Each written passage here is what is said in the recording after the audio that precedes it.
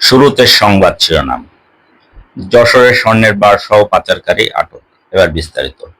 যশোরের কোতোয়ালি থানার Mahmudpur propane refuelling station এলাকা হতে 420 গ্রাম ওজনের 2টি স্বর্ণের বার সহ একজন পাচারকারীকে আটক করেছে বিজিবির সদস্যরা।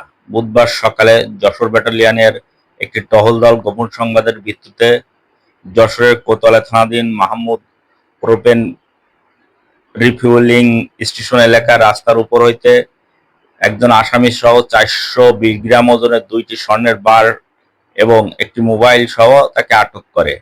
আটককৃত ব্যক্তির প্যান্টের কোমরে বিশেষ কায়দায় লুকায়িত অবস্থায় উক্ত স্বর্ণের বারগুলো পাওয়া যায়। আটককৃত স্বর্ণের বারের মূল্য 61,79,040 টাকা বলে জানায় বিজিবির সদস্যরা।